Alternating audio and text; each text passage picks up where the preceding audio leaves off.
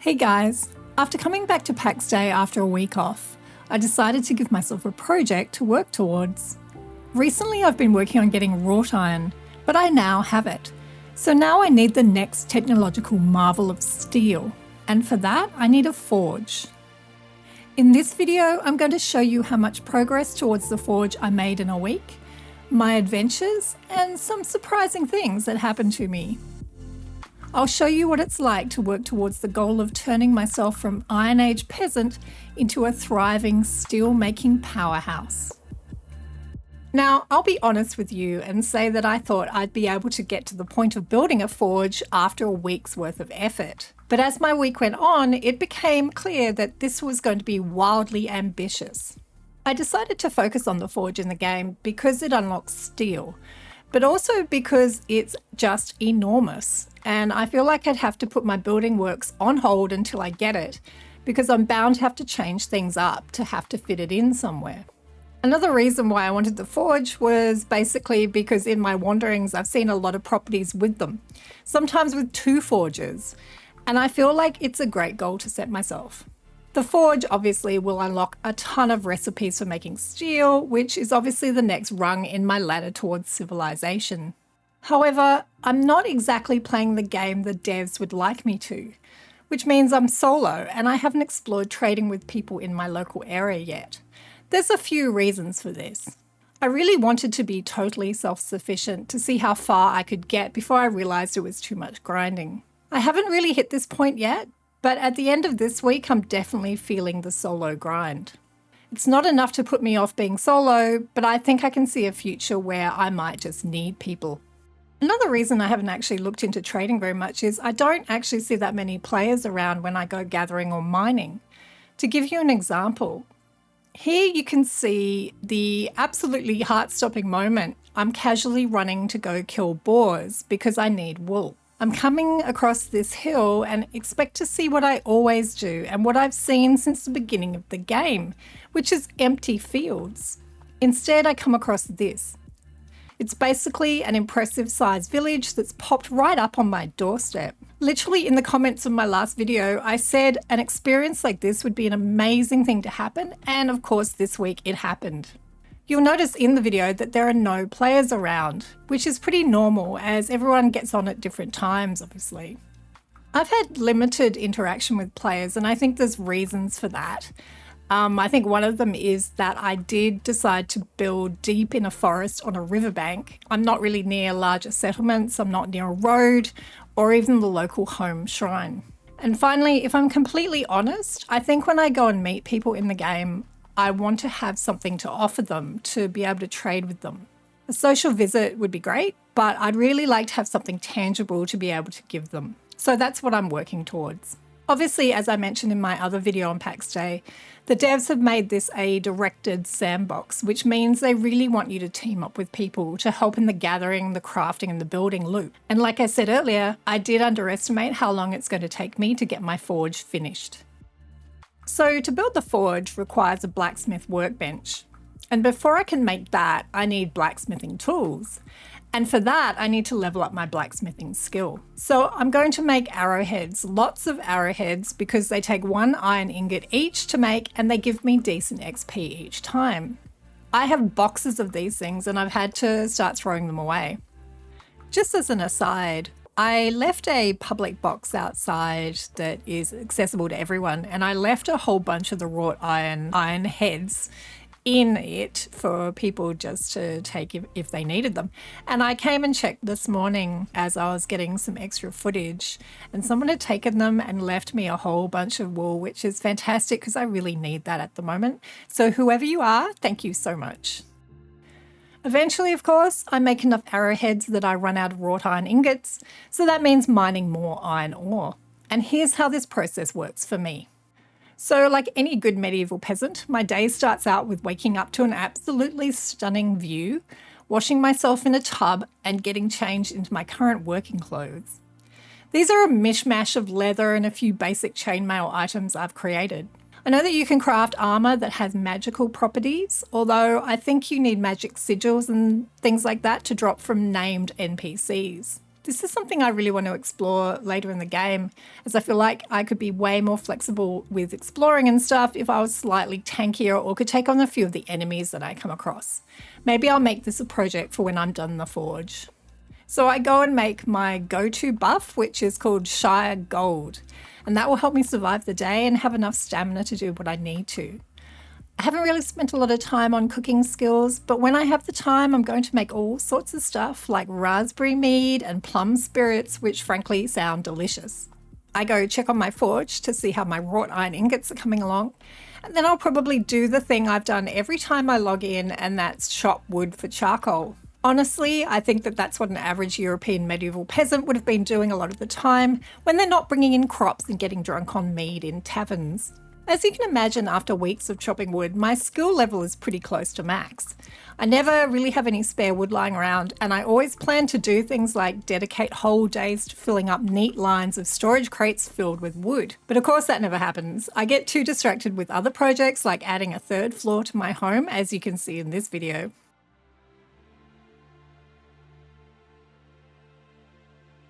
So I start out on my mining adventure. And honestly, coming across that castle with that forge at the top, that made me feel like a medieval peasant visiting New York for the first time. I felt truly humbled and meek, and more determined than ever to build one for myself. I wanted to show you how much iron I got after 1 hour of mining by myself, and as you can see, it's not a lot, but it'll be enough for a couple of ingots and possibly a level or two of blacksmithing skill. So I have everything else for the forge that I need except for the linen cloth. This was something I actually started out trying to make early on, as I wanted to craft the tapestry that they give you in the Founder's Bench. So I'm well on my way to being able to craft linen cloth. I just need to be able to level up my tailoring skills. So I'll work on that for now as I wait for the wrought iron ingots to be made so I can level up my blacksmithing. I need wool or cotton, and wool is definitely easier to source right now as I can get it from the wildlife that's pretty much in my back garden. By crafting the blacksmith workbench and knowing that I need the bellows for the forge, I realised that the bellows will need a steel anvil head, and to make that I'll need pure iron. Now this is something I've left till now because I know it's relatively hard to come by unless you're mining in the PvP area. This means I need to go on an adventure. And I'm actually a little scared to go so far across the map, especially in the wildlands, and to venture into this PvP area. I have no idea what to expect. I don't know if I'm going to get jumped as soon as I leave the gate. I have no clue. So my first attempt to get to the PvP gate, which is down at the bottom of the map, I actually end up going what turns out to be the long way around. And I have to go through a forest that's absolutely terrifying. It's full of enemies that are way too high level for me. I actually end up going up to a plateau, past all this forest, and of course, a couple of boars spawn on me and I die instantly. And the worst thing was I got respawned back on the other side of the river, which meant I had to run all the way back to where I had died, avoid all the boars and the enemies, which I really can't take on, especially, with just underwear on. And I go back, I find my body eventually, I get all my stuff back, I go back, I die again. So at this point I'm thinking, well, maybe I really don't need pure iron. Maybe I'll just avoid running to the PvP area. But as it turns out, the next time I go and try and find this PvP area, I find a little shortcut, and it's right near where I usually mine the other type of iron. So I find that I can skip all of the terrible forests that had all the really hard enemies in it, and I can just walk my way over the mountaintops, and I can see the road to the gate off to the distance. And so I make my way down, and it's a much safer, much easier route. So this is what I'll be doing from now on. I finally make it to the PvP gate where I'm supposed to be, and I'll be honest, at this point, I'm really scared. I don't know what's on the other side of this gate. I have no clue. So you come into this area and you walk through, and there's this kind of weird pathway. And from what I've seen online, it turns out that this area is going to be safe for you. You will be safe if you stand in this pathway. So I'm thinking that I follow the map up to the left, and I'm going to hug that mountain range pretty carefully because I have a feeling, because this is forest and I know there are really hard enemies in forests usually, I'm going to try and avoid it as much as possible. Now, again, I don't know that there's not going to be roaming bands of PvP players just waiting for me. I have no clue. And it's super foggy, so I don't really know what's down in that forest. I'm going to try and avoid that as much as I can. So here I am coming up, and I'm thinking that actually I'm going to move past this forest and go further into the plains that I know are up north, up in this area. And finally, the fog lifts, and oh my God, in the distance, that looks like pure iron. So you have no idea how my heart was pounding at this point. So I finally found pure iron. And that's a big achievement for me. Like, I'm pretty excited at this point. But of course, I don't know, again, that there's PvP players ready to come jump me. Are they just waiting for me to finish and they're going to loot me? I'm checking here to see how much pure iron I'm getting. Obviously, you don't get a lot. I decided to raise my stamina level a little bit so I can do this as quickly as possible and get out of there. The other thing I don't know is whether I can teleport home instantly from the PvP area like you can in the normal map. That's something I'm going to have to try. What I decide to do, I start checking the map frequently to see if I can spot PvP people on the map. There's obviously enemies in the area too, which is kind of strange. I'm checking the map constantly to see that there aren't any people around. This is terrifying.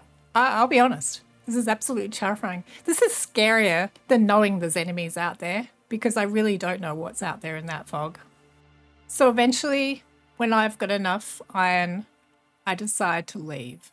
Again, this is a scary moment because I don't know if this is going to work, but with this weird animation, it turns out it does work. And thankfully, I get to go home.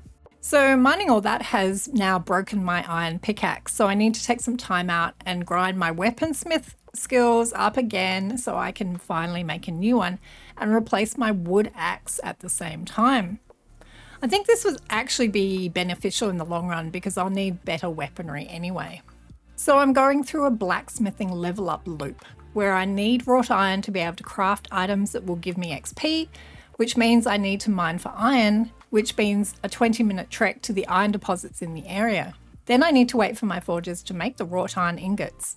If I can get my blacksmithing to around 22 or 23, I think I'll be able to choose my way to making the steel anvil head I need for the bellows for my upgraded forge. So this is the last day of the week and I'm feeling the pressure of the forge weighing down on me a little. It's becoming clear that I might need a few weeks worth of effort now to be able to build it. I'm starting out repairing my pickaxe, ready to go get some more iron ore to smelt. I'm leaving the house early to time it so I can reach the mining areas at daylight.